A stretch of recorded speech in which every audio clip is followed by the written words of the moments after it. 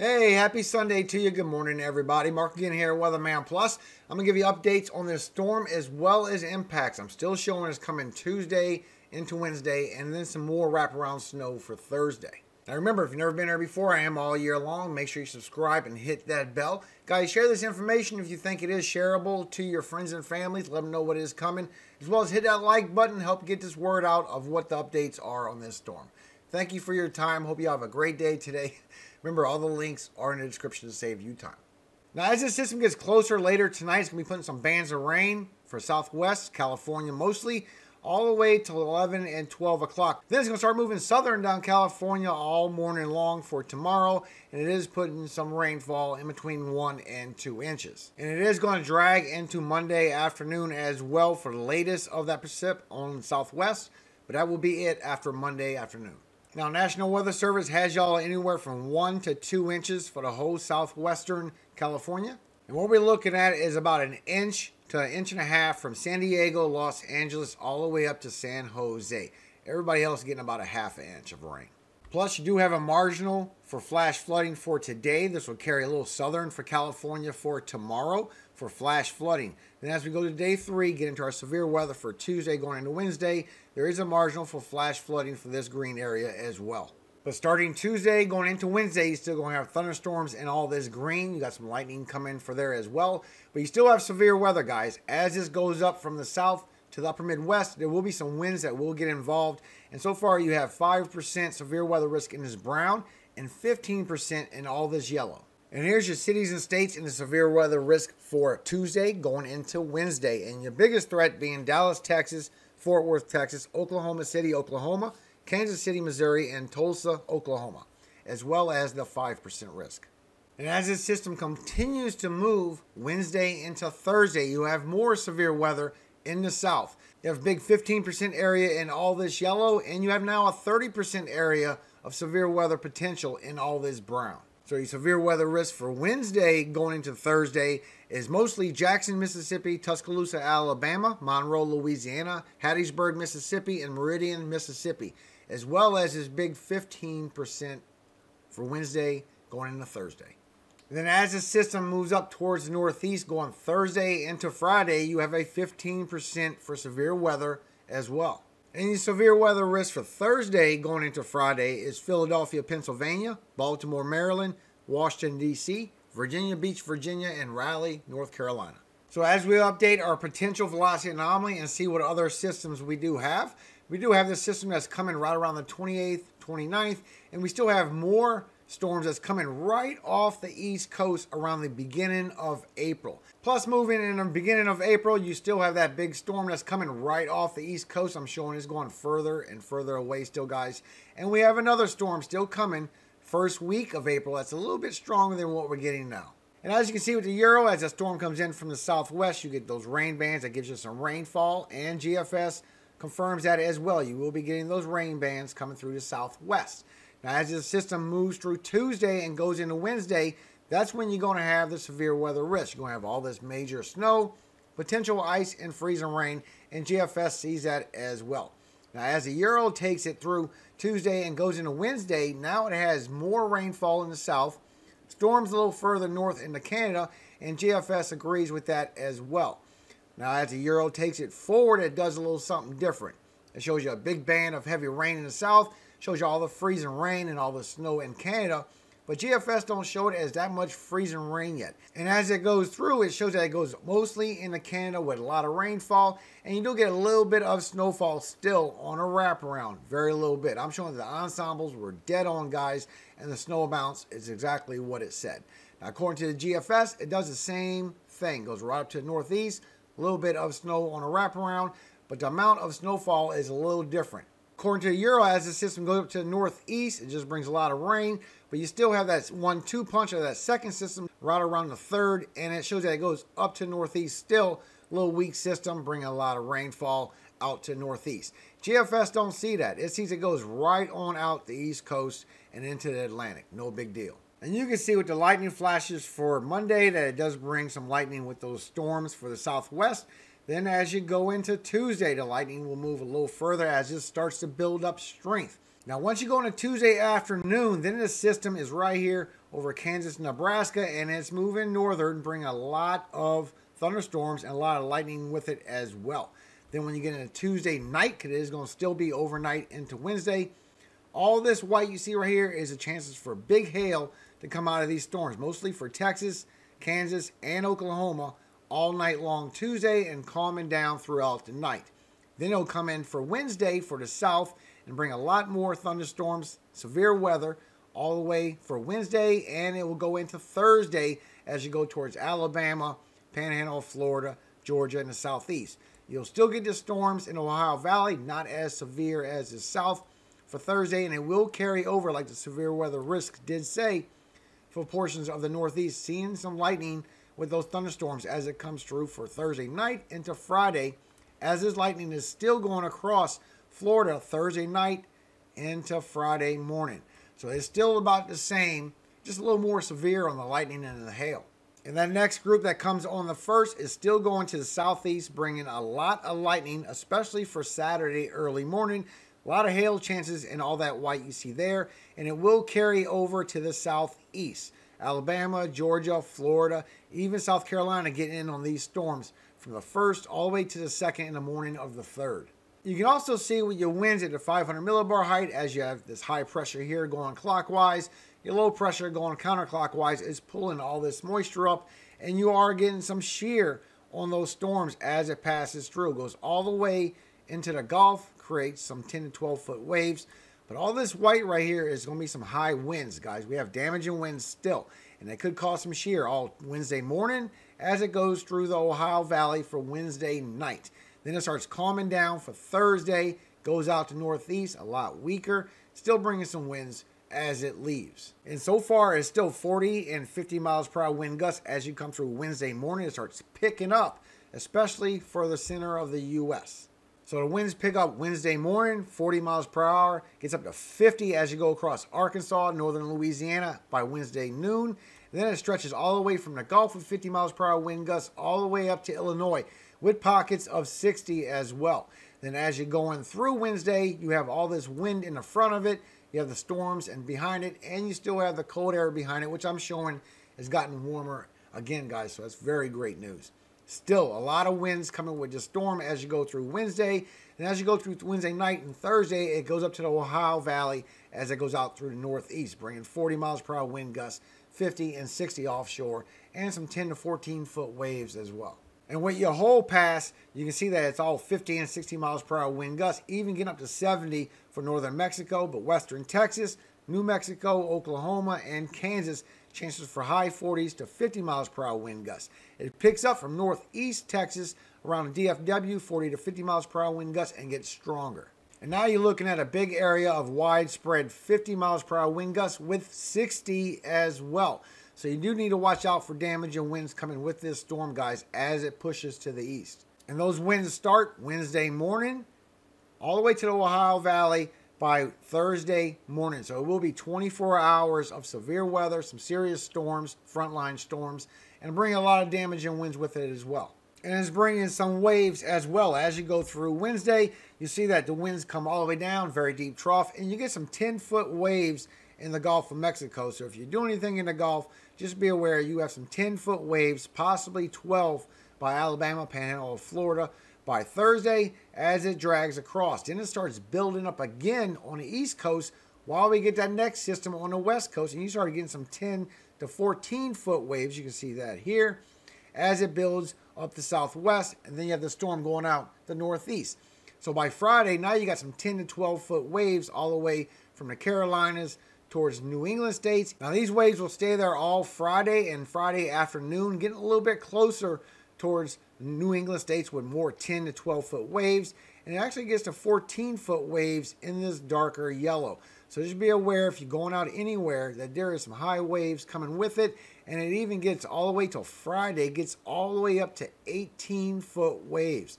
So there is a period where it will strengthen for a moment. Just be aware Friday will be a lot of waves, as well as the threats that come with that being next to the coast. And that next system will put 10 to 14-foot waves on California as you go through Thursday, and Friday it will go even more southern with a big hot spot for big waves. So just be aware if you're doing any fishing, stay extreme northern because all around here outside of California is going to be some rough seas and a lot of high waves. And it will be bringing the rainfall. So for the first day, according to National Weather Service, all this light blue is 1 inch. The dark blue is 1/2 inch. For day 2, it'll move a little more southern and get some of that pink in there. That's where you're getting a little bit of the 2 inches. As you go to day 3, it's going to move to the south. Now you have 1 inch of rainfall for day 3 in this blue. Day 4 is going to start expanding all the way from the south, all the way up to the upper Midwest, even getting into Canada. And some of this is going to be snow, freezing rain, and ice, as well as a heavy rainfall in the south. So this is for Wednesday going into Thursday. Now you have 1 inch of rainfall and getting up to 2 inches in all of this pink with 3 inches for central Alabama. As you go Thursday into Friday, it's going to put some more rainfall over the southeast, bring you 1 inch of rainfall. Then as that other piece comes through on Saturday going into Sunday, you'll get another 1 inch of rainfall coming together. So with everything together, 1 to 2 days, that's your precipitation.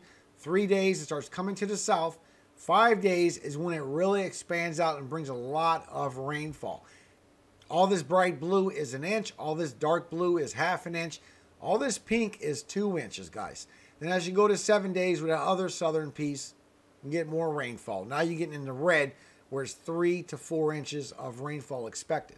And also the snowfall. The ensembles are right on it, just like last time, guys.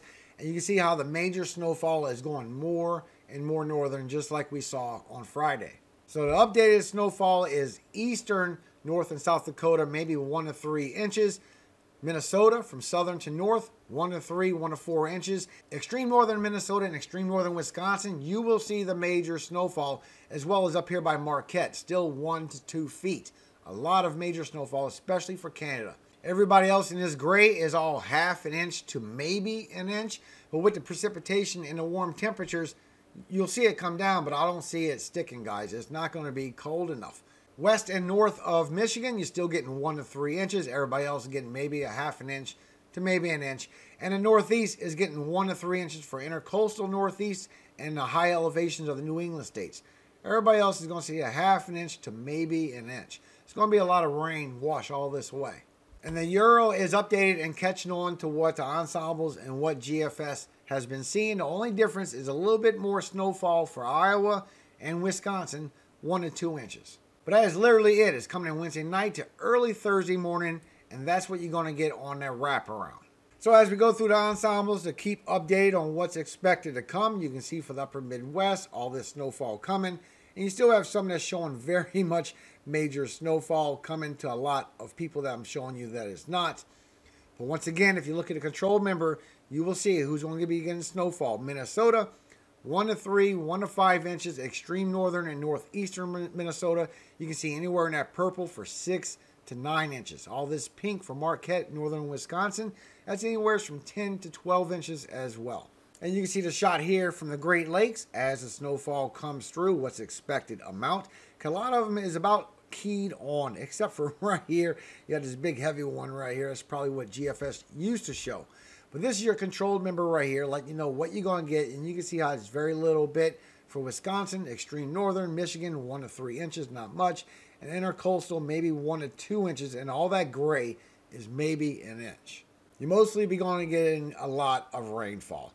All this yellow you see right here is up to 1 inch. This strip of red goes up to 2 inches, and then it's 2 inches plus in this red as well as this right here is only 1 inch. That's it. But the models are still showing it's going to be multiple layers, guys, and it's still going to be a heavy freezing rain right here with a little bit of ice as well, and the major snowfall on top of it.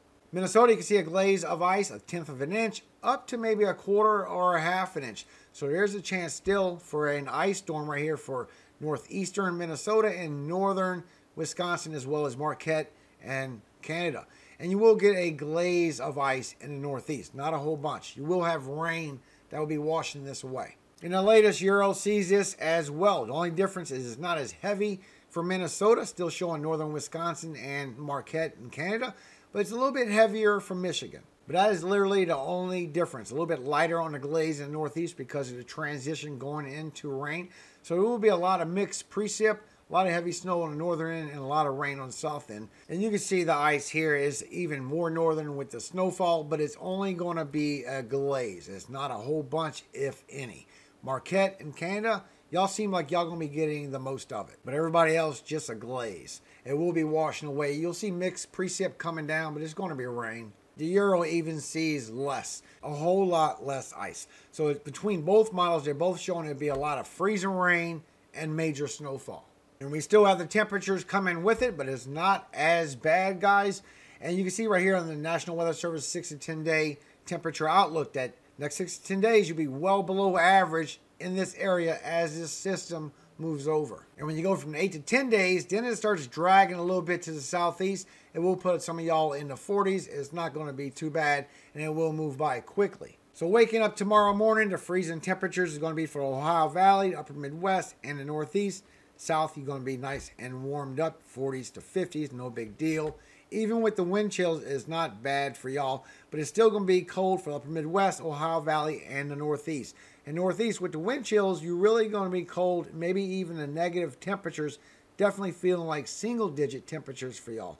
So just be aware, Monday is going to be a cold day for y'all.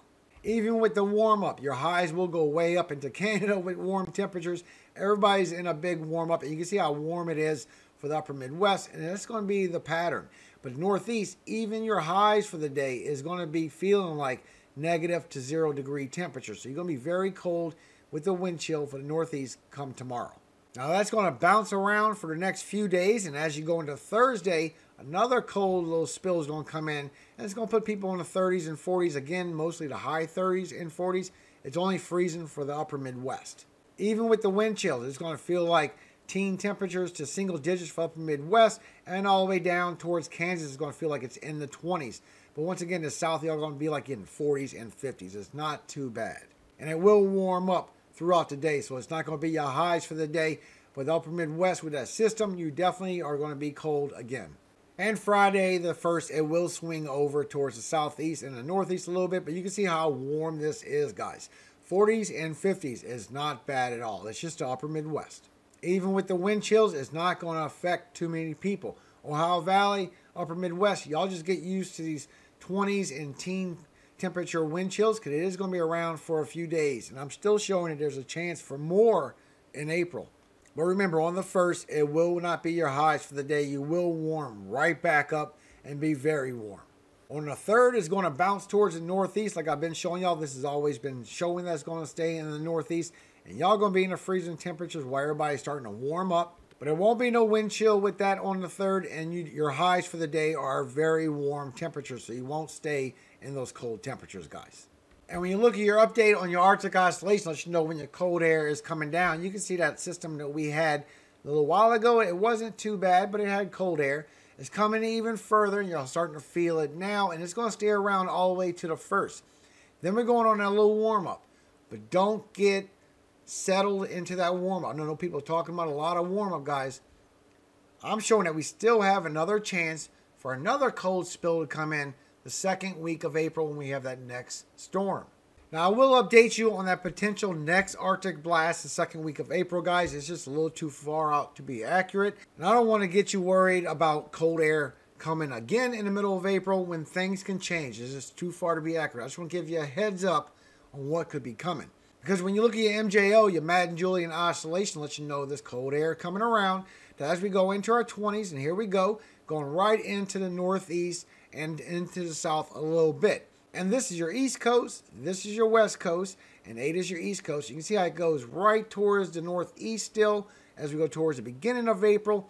But as you go towards the 4th and go towards the 8th, it starts looping around and hanging around. So we could have another cold blast coming the 2nd week of April, guys. Even though we have these warm-ups, I'm showing it's just temporary.